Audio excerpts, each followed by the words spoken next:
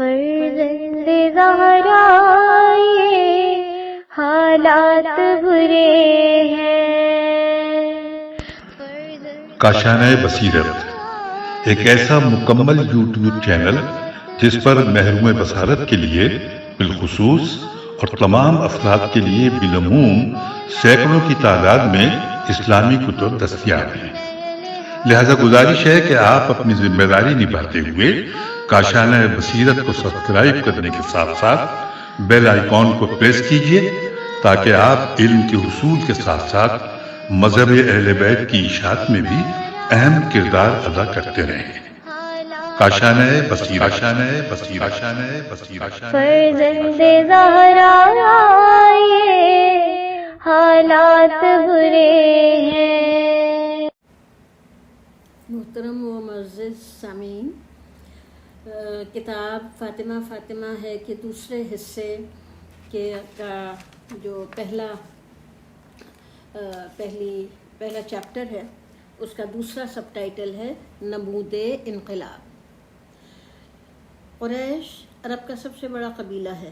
اسے دینی اور دنیوی دونوں اعتبار سے بزرگی حاصل ہے۔ دراصل قبیلہ قریش اپنے قوم کی شرافت اور بزرگی کی نشانی ہے۔ اس قبیلے نے اپنے تمام افتخارات کو دو خاندانوں یعنی بنی ہاشم اور بنی امیہ میں تقسیم کر دیا ہے۔ بنی امیہ دولت کے اعتبار سے آگے ہیں، مگر بنی ہاشم کی وجاہت اور وقار بنی امیہ سے زیادہ ہے، اس لیے کہ کعبے کے امور کی نگہبانی ان کے پاس ہے، اور عبد المطلب جو شیخ قریش ہیں، ان کا تعلق بنی ہاشم سے ہے۔ مگر عبد المطلب کی وفات سے بنی ہاشم کی کیفیت پہلے جیسی نہ رہی۔ ابو طالب کو اپنے والد جیسا اثر و نفوذ اور طاقت حاصل نہیں ہے۔ ان کی تجارت بھی کمزور ہو گئی ہے اور انہوں نے مالی مشکلات کے پیش نظر اپنے فرزندوں کو اپنے اعزہ کی کفالت میں دے دیا۔ بنی امیہ اور بنی ہاشم کی باہمی رقابت میں شدت آ گئی، اور بنی امیہ کی کوشش ہے کہ وہ قبیلہ قریش کے مناصب و اختیارات پر قابض ہو جائے، اور بنی ہاشم کو جو روحانی اور معنوی برتری حاصل ہے وہ بھی ان سے چھین لیں۔ بنی ہاشم میں اگر کسی گھر کو وفا اور اعتبار حاصل ہے تو وہ خانوادہ محمد صلی اللہ علیہ وسلم ہے۔ آپ حضرت عبد المطلب کے پوتے ہیں۔ جناب خدیجہ سے جو عرب کی صاحب دولت و حیثیت خاتون ہیں، عقد کے نتیجے میں آپ کی سماجی حیثیت بہت نمایاں ہو گئی ہے۔ خود محمد صلی اللہ علیہ وسلم کی شخصیت بڑی مضبوط اور مستحکم ہے۔ لوگوں میں آپ کی ایمانداری اور دیانت کا شہرہ ہے۔ خاص طور پر بنی ہاشم اور رجال قریش میں آپ کی شخصیت بڑی معزز اور محترم سمجھی جاتی ہے۔ آپ کو عبد مناف کے عز و شرف کا آئینہ، بنی ہاشم کے عظمت کی علامت اور بالخصوص عبد المطلب کی حیثیت کے احیا کنندہ کے بطور دیکھا جاتا ہے، اس لیے کہ حمزہ کے ایسے جوان ہیں کہ جن کی حیثیت ایک پہلوان کی ہے۔ ابو لہب مرد بے اعتبار ہے۔ عباس صاحب دولت ہیں مگر ان کی شخصیت مستحکم نہیں ہے۔ ابو طالب کی شخصیت مضبوط ہے مگر ان کی مالی حالت کمزور ہے۔ یہ صرف محمد ہیں کہ جو اہل شباب کی منزلوں میں ہیں، جن کی اپنی ایک بھرپور و محترم شخصیت ہے۔ ان کی رفیق حیات بھی ایک شخصیت اور صاحب حیثیت ہیں، اور وہ صاحب ثروت بھی ہیں۔ شجرہ بنی ہاشم کی عظمت، ان کی بزرگی اب اسی گھرانے پر منحصر ہے۔ یہی گھر ہے جس کی وجہ سے مکے میں بنی ہاشم کی ساکھ قائم ہے۔ سب اس انتظار میں ہیں کہ یہ گھر اولاد نرینہ کی خوشبو سے مہکے تاکہ خاندان عبد المطلب اور خانوادہ محمد کی طاقت اور اعتبار کا سبب بنے۔ مگر اس گھر میں جو اولاد ہوئی اس کی صورت یہ ہے۔ سب سے پہلے ایک لڑکی پیدا ہوئی، زینب، حالانکہ تمام خاندان کو بیٹے کی آرزو اور انتظار تھا۔ دوسری اولاد بھی ایک لڑکی ہی ہے، رقیہ۔ لڑکے کی آرزو شدید ہو گئی اور سب لوگ اس امید میں ہیں کہ اب کی بار لڑکا ہوگا۔ تیسری بار پھر لڑکی پیدا ہوئی، ام کلثوم۔ اس کے بعد 2 لڑکے پیدا ہوئے، قاسم اور عبداللہ۔ ان کی ولادت سے خاندان میں خوشی کی زبردست لہر دوڑ گئی، مگر یہ خوشی عارضی ثابت ہوئی جب دونوں لڑکے کم سنی میں انتقال کر گئے۔ اب اس گھر میں 3 بچے ہیں اور تینوں لڑکیاں ہیں۔ ماں ضعیف ہو چکی ہیں، ان کا سن 60 سال سے تجاوز کر گیا ہے، اور باپ اگرچہ کہ بیٹیوں کو بہت عزیز رکھتے ہیں، مگر اپنے قوم کے جذبات اور اپنے اہل خاندان کے احساسات میں شریک ہیں۔ کیا خدیجہ جو اس عمر کی آخری منزلوں سے نزدیک ہیں کسی اور بچے کی ماں بن سکیں گی؟ امکانات بہت کم ہیں، مگر اس گھر میں ایک بار پھر امید اور آرزو کی لہر ہمہ ہمی پیدا کر دیتی ہے۔ لوگوں کا اضطرار اپنے نقطۂ عروج پر ہے۔ یہ خاندان عبد المطلب کے لیے آخری موقع ہے، یہ آخری امید ہے، مگر اس بار پھر بیٹی پیدا ہوتی ہے۔ اس کا نام فاطمہ رکھا گیا ہے۔ خوشی اور امید خاندان بنی ہاشم سے بنی امیہ میں منتقل ہو گئی۔ دشمن بہت خوش ہے، لوگ طرح طرح کی باتیں بنا رہے ہیں، ہر طرف یہی چشمہ ہے۔ محمد اختر ہیں، وہ اپنے خاندان کی آخری شخصیت ہیں۔ ان کا گھرانہ صرف 4 بیٹیوں پر مشتمل ہے اور نہیں، کوئی اولاد نرینہ نہیں ہے۔ اور کیا کہا جائے کہ تقدیر نے ایک ایسے خوبصورت کھیل کا آغاز کیا ہے۔ زندگی گزر رہی ہے اور محمد خود اپنی رسالت کے برپا کردہ انقلاب کے طوفان میں ہمتن گھرے ہوئے ہیں۔ ان پر رسالت کی عظیم ذمہ داریاں ہیں۔ پھر وہ فاتح مکہ کی حیثیت حاصل کر لیتے ہیں اور اپنی رحمت کا مظاہرہ کرتے ہوئے اپنے تمام دشمنوں کو طلقاء قرار دیتے ہیں۔ طلقاء یعنی کہ آزاد کردہ۔ تمام قبائل ان کے زیر فرمان ہیں، تمام جزیرہ عرب ان کے زیر نگین ہے۔ ان کی شمشیر نے عامرانہ اور جابر حکمرانوں کو لہو لہان کر دیا۔ ان کی آواز زمین سے آسمان تک گونج رہی ہے۔ ان کے ایک ہاتھ میں طاقت ہے، دوسرے ہاتھ میں نبوت ہے، اور وہ عزت و افتخار کی اس بلندی پر ہیں کہ جو بنی امیہ یا بنی ہاشم یا عرب یا عجم کے وہم و گمان میں بھی نہیں آ سکتی۔ محمد پیغمبر ہیں۔ مدینہ ان کا مرکز ہے، اور وہ شکوہ اور اقتدار و عظمت کے اس نقطۂ کمال پر ہیں کہ جس کا تصور بھی محال ہے۔ کوئی دوسرا انسان اس عظمت و بزرگی کا تصور بھی نہیں کر سکتا۔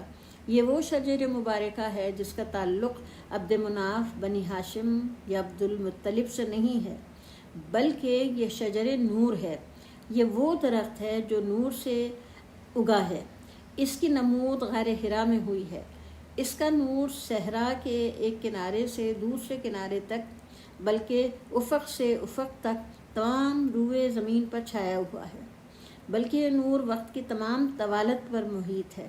یہ تمام آنے والے زمانوں کو، انتہائی تاریخ تک وقت کے تمام ادوار کو اپنی گرفت میں لیے ہوئے ہے، مگر اس عظیم انسان کا خاندان صرف 4 بیٹیوں پر مشتمل ہے، اور ان میں سے بھی 3 بیٹیاں خود اس کی رحلت سے قبل انتقال کر گئیں۔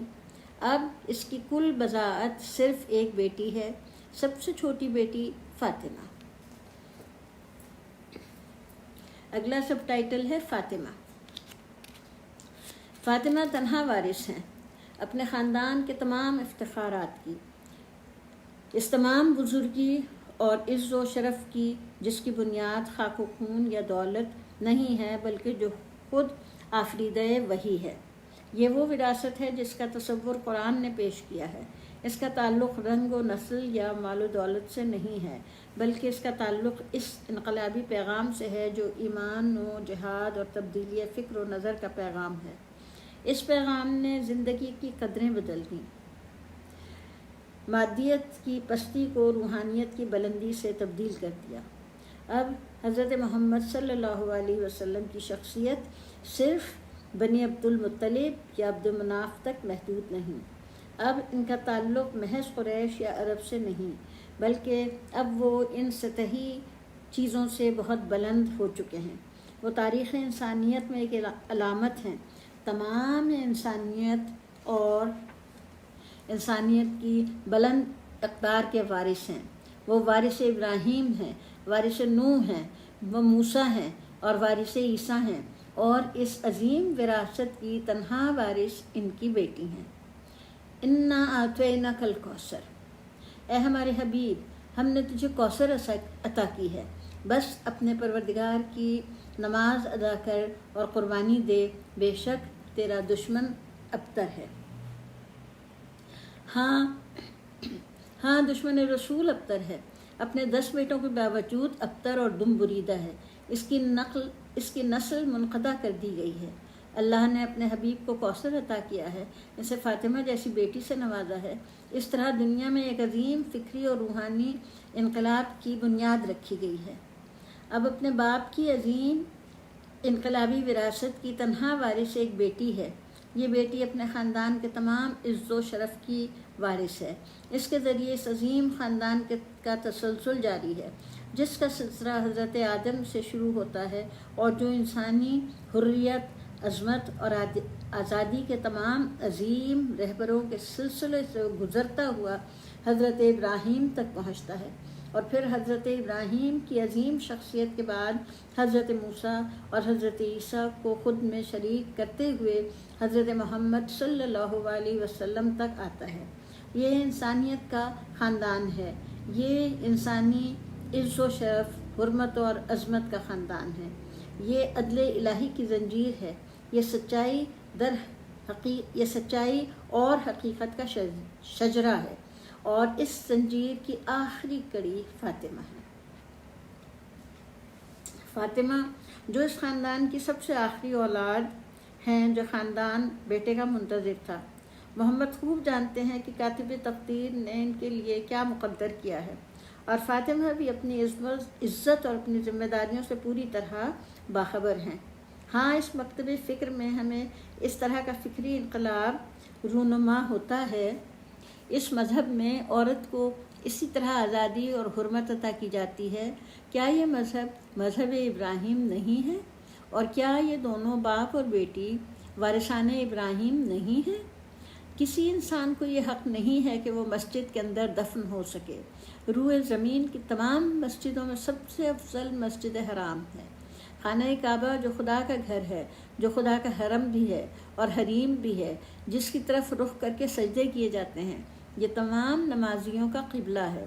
یہ وہ گھر ہے جسے خدا اس کے حکم پہ بناتا ہے، اور جس کے بنانے والے حضرت ابراہیم جیسے برگزیدہ پیغمبر تھے۔ یہ وہ گھر ہے کہ جسے بتوں سے پاک کرنے اور مشرکوں کے تسلط سے آزاد کرنے کی عظیم ذمہ داری پیغمبر اسلام کے سپرد ہوئی،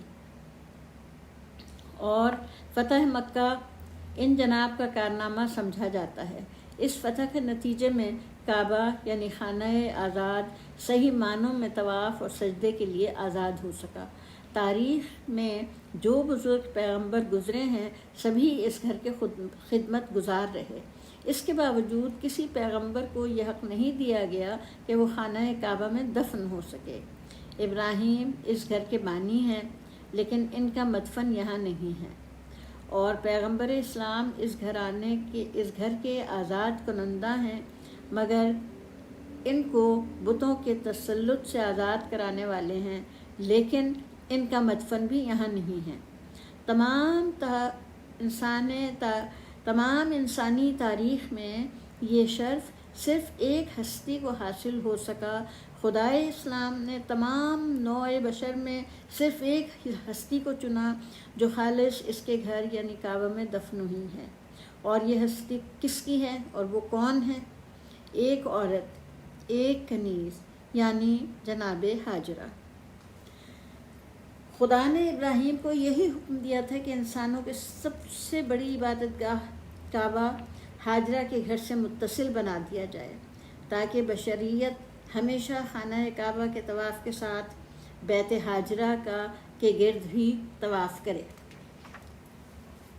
خدا ابراہیم نے تمام انسانیت میں اپنے گمنام سپاہی کے طور پر ایک عورت کا انتخاب کیا، ایک عورت جو ایک کنیز تھی، یعنی جو دنیا کے مروجہ معیار کے مطابق ہر عزت اور ہر شرف سے محروم تھی۔ بے شک اس مکتب فکر میں ایسا فکری انقلاب رونما ہوا اور اس نے مذہب نے عورت کو اس قدر آزادی اور عزت عطا کی گئی، عورت کا مقام کس قدر بلند کیا گیا۔ اب خدا ابراہیم نے فاطمہ کا انتخاب کیا ہے۔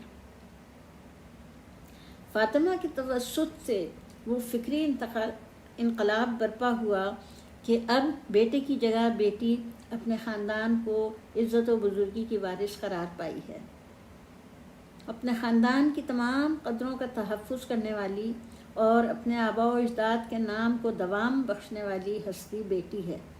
یہ بیٹی ہی ہے جس کے ذریعے شجرہ آگے بڑھے گا اور نسل کو دوام حاصل ہوگا۔ فاطمہ پیغمبر کے کام اور ان کے نام کی وارث ہیں، اپنے باپ کی نسل اور فکری وراثت کا بار اٹھائے ہوئے ہیں، اور یہ اس معاشرے کی بات ہے جس میں لڑکی ہونا ایک جرم تھا اور اس جرم کی سزا یہ تھی کہ اسے زندہ درگور کر دیا جائے۔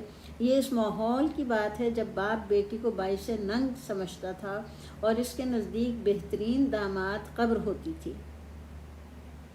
پیغمبر اس بات سے آگاہ ہیں کہ قدرت نے ان کو کسی عظیم انقلاب کا مظہر بنایا ہے، اور فاطمہ بھی اس بات کا پورا شعور رکھتی ہیں کہ اس انقلاب میں ان کی حیثیت کیا ہے۔ یہی وجہ ہے کہ پیغمبر کے اپنی سب سے چھوٹی بیٹی سے رویے پر تاریخ حیران ہے۔ پیغمبر اپنی اس دختر سے جس طرح پیش آتے تھے، اس کی مدح و ستائش میں انہوں نے جو باتیں کیں، ان کے ساتھ عزت و احترام کا جو رویہ رکھا، وہ سب باتیں تعجب خیز ہیں۔ خانہ پیغمبر اور خانہ فاطمہ ایک دوسرے سے متصل ہیں۔ صرف فاطمہ اور ان کے شوہر علی مسجد نبوی میں سکونت پذیر ہیں۔ بنت رسول کے علاوہ صرف فاطمہ کو یہ اختصاص حاصل ہے کہ وہ ان کا گھر مسجد نبوی میں ہے۔ ان کا گھر اور رسول کے گھر کے درمیان صرف 2 میٹر کا فاصلہ ہے۔ دونوں گھروں کی کھڑکیاں آمنے سامنے کھلتی ہیں۔ پیغمبر اپنے گھر کی کھڑکی کھول کر اپنی دختر کو سلام کرتے ہیں۔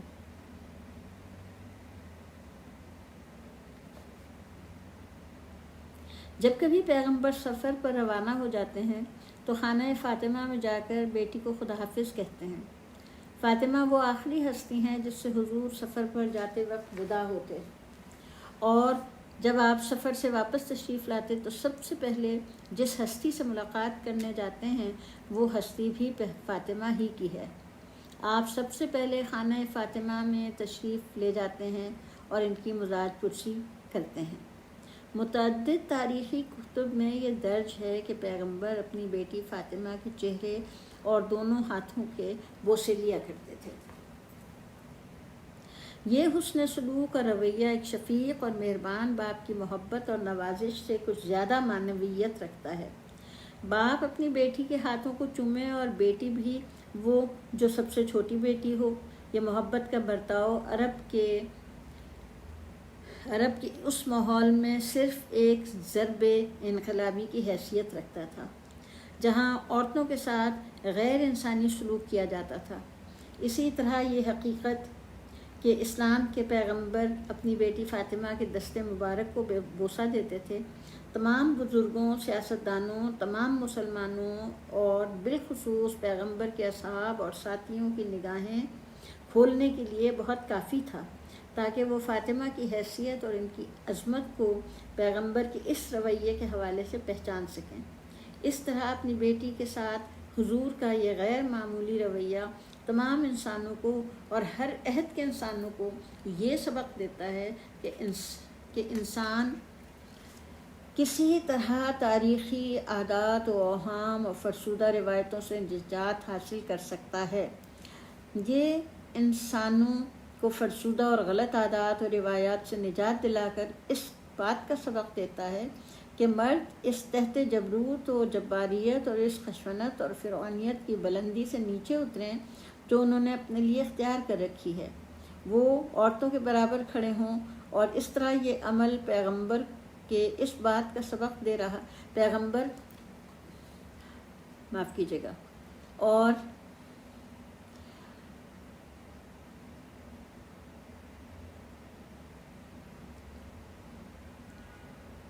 اسی طرح یہ عمل پیغمبر عورت کو اس بات کا سبق دیتا ہے کہ وہ اس حقارت کی پستی سے جو قدیم دور سے جدید عہد تک اس کا مقدر رہی ہے نجات حاصل کرے اور انسانی وقار اور عظمت کی بلندی تک محسود کرے۔ بالفاظ دیگر یہ عمل مرد اور عورت کو انسانیت کے صحیح مرتبہ اور مقام سے متعارف کرانے کی ایک ایسی علامت ہے اور عورت کی عزت و حرمت کا اشاریہ ہے۔ یہی سبب ہے کہ پیغمبر صرف محبت پدری کے اظہار کے لیے بھی نہیں بلکہ ایک وظیفے کے طور پر ایک فرض اور ایک عظیم ذمہ داری کے پورا کرنے کے لیے اپنی دختر فاطمہ کے ساتھ عزت اور احترام کا رویہ رکھتے تھے، اور یہی سبب تھا کہ حضور اپنی بیٹی کے شان میں ہمیشہ رطب اللسان رہا کرتے تھے۔ آپ نے فرمایا، تمام عورتوں میں 4 عورتیں سب سے زیادہ فضیلت رکھتی ہیں، مریم، آسیہ، خدیجہ اور فاطمہ۔ اللہ کی خوشنودی سے خوش، اللہ فاطمہ کی خوشنودی سے خوش اور ان کی ناراضگی سے ناراض ہوتا ہے۔ فاطمہ کی خوشنودی میری خوشنودی ہے، فاطمہ کا غصہ میرا غصہ ہے۔ جو کوئی میری فاطمہ کو دوست رکھتا ہے وہ مجھے دوست رکھتا ہے، اور جو کوئی فاطمہ کو خوش کرتا ہے وہ مجھے خوش کرتا ہے، اور جو کوئی فاطمہ کو غضبناک کرتا ہے وہ مجھے غضبناک کرتا ہے۔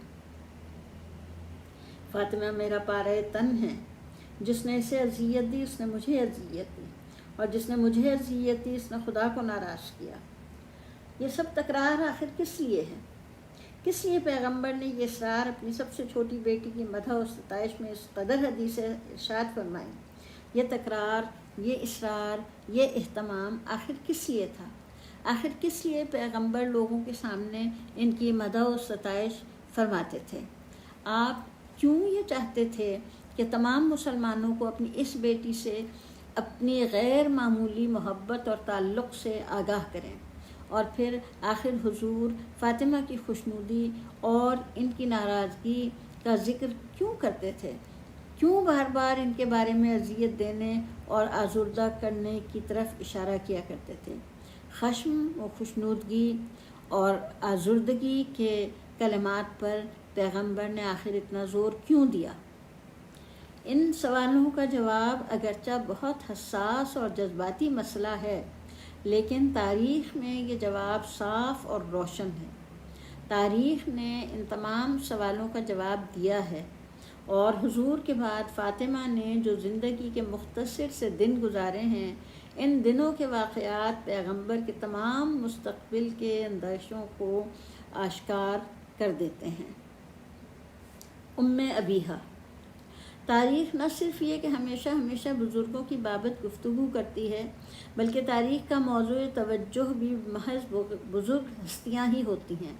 بچوں اور کمسنوں کو تاریخ ہمیشہ فراموش کر دیتی ہے۔ فاطمہ اپنے گھر میں سب سے کم سن تھیں۔ ان کی طفلی کا زمانہ طوفان مشکلات و حوادث میں گزرا۔ ان کی تاریخ ولادت میں اختلاف پایا جاتا ہے۔ طبری، ابن اسحاق اور سیرت ابن ہشام نے آپ کا سن ولادت 5 ہجری قبل بعثت قرار دیا گیا ہے۔ آپ کا سن ولادت سن 5 قبل بعثت قرار بتایا گیا ہے۔ اس کے برعکس مسعود کی مروج المذہب نے آپ کی ولادت بعثت کے بعد 5ویں سال میں بتائی گئی ہے۔ یعقوبی نے ایک درمیانہ راستہ اختیار کیا ہے۔ وہ سن ولادت کا تعین نہیں کرتا، بلکہ آپ کی ولادت کو پس از نزول وحی قرار دیتا ہے۔ اسی اختلافی روایات کے سبب اہل سنت نے آپ کی ولادت بعثت سے 5 سال قبل اور شیعوں نے بعثت کے 5ویں سال میں تسلیم کیا ہے۔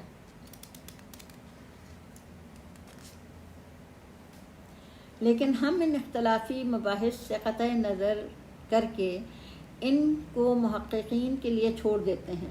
یہ محققین کا کام ہے کہ آپ کی سن ولادت کا صحیح تعین کریں۔ ہمیں تو دراصل جناب فاطمہ کی شخصیت اور آپ کی حقیقت اور معنویت کے متعلق گفتگو کرنی ہے۔ ہمارے موضوع گفتگو پر اس بات سے فرق نہیں پڑتا کہ آپ کی ولادت قبل از بعثت ہوئی ہے یا بعد بعثت۔ جو بات مسلم ہے وہ یہ کہ فاطمہ گھر میں بالکل تنہا تھی۔ آپ کے دونوں بھائی بچپنے ہی میں انتقال کر گئے تھے۔ آپ کی سب سے بڑی بہن زینب نے، جو بڑی ہونے کے ناطے ماں کی جگہ تھی، ابن لاس کے گھر بیاہ کر چلی گئی تھی۔ جناب فاطمہ نے ان کی جدائی کی تلخی اور صدمے کو محسوس کیا۔ اس کے بعد رقیہ اور ام کلثوم کے عقد کی باری آئی اور وہ دونوں بھی اپنے اپنے شوہروں کے گھر چلی گئیں اور فاطمہ تنہا رہ گئیں۔ اور یہ صورتحال بھی اس روایت کو تسلیم کرنے سے مطابقت رکھتی ہے جس میں آپ کی ولادت کو 5 سال قبل از بعثت قرار دیا گیا ہے، ورنہ اگر آپ کی ولادت بعثت کے 5ویں سال میں تسلیم کی جائے تو ایسی صورت میں آپ نے جب سے ہوش سنبھالا خود کو اپنے گھر میں تنہا پایا۔ بہرحال آپ کی زندگی کا دور آغاز اور آپ کے پدر بزرگوار کی عظیم رسالت کے کام کا آغاز ایک دوسرے سے ہم آہنگ ہے۔ یہ دور خاندان رسالت کے لیے بڑا شدید آزمائشوں، مصیبتوں اور سختیوں کا دور تھا۔ آپ کے پدر بزرگوار خلق خدا کو غفلت سے بیدار کرنے کے لیے عظیم کام کا آغاز کر چکے تھے اور اس کے نتیجے میں تمام انسانیت دشمن قوتوں کی دشمنی کا ہدف بن گئے تھے، اور آپ کی مادر گرامی اپنے محبوب شوہر کی دلجوئی اور دلسوزی میں ہمدن مصروف تھیں۔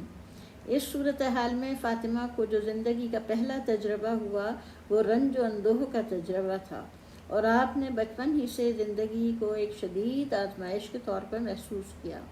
چونکہ اس وقت آپ بہت ہی کم سن تھیں، اس لیے گھر سے باہر نکلنے پر کوئی پابندی نہ تھی۔ اس آزادی سے آپ نے یہ فائدہ اٹھایا کہ آپ اپنے والد کے ہمراہ ان کی تبلیغی مہم میں شریک رہیں۔ جناب فاطمہ کو اس بات کا بخوبی احساس تھا کہ ان کے پدر بزرگوار کو یہ فرصت نہیں ہے کہ وہ اپنی بیٹی کی انگلی پکڑ کر اس کے شہر کے کوچوں و بازار میں سیر کرا سکیں۔ وہ اپنی رسالت کے عظیم اور پرخطر کام میں مصروف تھے۔ وہ جانتے تھے کہ شہر میں ہر طرف دشمنی اور مخالفت کا طوفان موجیں مار رہا ہے، اس لیے وہ اس طوفان سے نمٹنے کے لیے اکیلی ہی اس مہم پر روانہ ہو جاتے۔ لیکن ان کی چہیتی بیٹی، جو اپنے باپ کی عظمت اور حقیقت کا شعور رکھتی تھی، ان کو ان خطرات میں تنہا چھوڑنے کے لیے تیار نہیں تھی۔ اس بیٹی نے بارہا یہ منظر دیکھا کہ ان کے پدر بزرگوار لوگوں کے ہجوم میں تنہا کھڑے ہیں اور انہیں ایک شفیق باپ کی طرح نرمی اور محبت سے حق کی تعلیم دے رہے ہیں۔ پیغمبر خود کو تنہا اور بے یار و مددگار محسوس کر رہے ہیں، مگر ان کے ہاں عزم اور حوصلے میں کوئی فرق نہیں آتا۔ جب کوئی ایک بزرگ ان کی بات سننے سے انکار کر دیتا ہے تو وہ لوگوں کے کسی دوسرے گروہ کی طرف متوجہ ہوتے ہیں، مگر یہاں بھی لوگ ان کا مذاق اڑانے اور ان کے ساتھ نامناسب زبان استعمال کرنے کے علاوہ اور کوئی جواب نہیں دیتے۔ اس طرح تمام وقت گزر جاتا ہے۔ بالآخر حضور خستہ و درماندہ اپنی بے ثمر مہم سے واپس لوٹتے ہیں، بالکل اس طرح جیسے دوسرے بچوں کے باپ اپنے اپنے کام سے لوٹتے ہیں تاکہ گھر پر کچھ دیر آرام کرنے کے بعد پھر اپنے کام کا آغاز کر سکیں۔ تاریخ ہمیں یہ واقعہ یاد دلاتی ہے کہ ایک دن پیغمبر مسجد حرام میں تھے کہ لوگوں نے ان پر دشنام ترازی کی اور انہیں زد و کوب کیا۔ کم سن فاطمہ نے لمبی اور کمسن فاطمہ بے بسی اور رنج کے ساتھ یہ منظر دیکھ رہی تھیں۔ اس ناخوشگوار حادثے کے بعد وہ اپنے باپ کو لے کر گھر لوٹیں۔ پھر ایک روز یوں ہوا کہ پیغمبر مسجد الحرام میں نماز ادا کر رہے تھے۔ جب آپ سجدے کی حالت میں تھے تو دشمنوں نے بھیڑ کی اوجڑی آپ کے سر مبارک پر رکھ دی۔ فاطمہ نے یہ منظر دیکھا تو بےتاب ہو گئیں۔ آپ اپنے باپ کے نزدیک بیٹھ گئیں۔ اس غلاظت کو ان کے فرقے مبارک سے ہٹایا، پھر اپنے چھوٹے چھوٹے ہاتھوں سے ان کے سر کو گندگی سے پاک کیا، اس کے ساتھ طفلانہ محبت اور ہمدردی کا اظہار کیا۔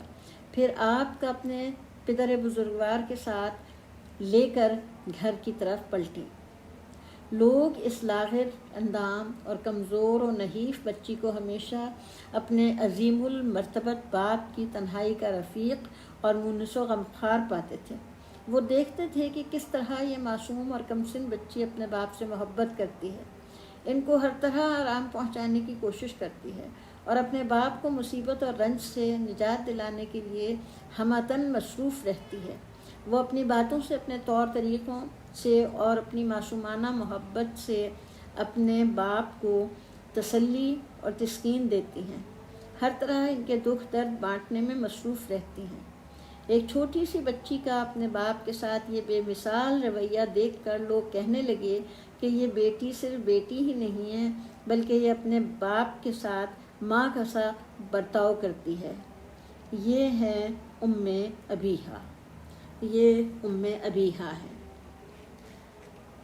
محترم سامعین کرام، اس کے ساتھ ہم اس وقت صفحہ 172 پر پہنچے ہیں اور اس وقت باب اول حصہ دوم کے باب اول کا اختتام ہوتا ہے، اور ہم بھی اس وقت آپ سے اجازت چاہیں گے۔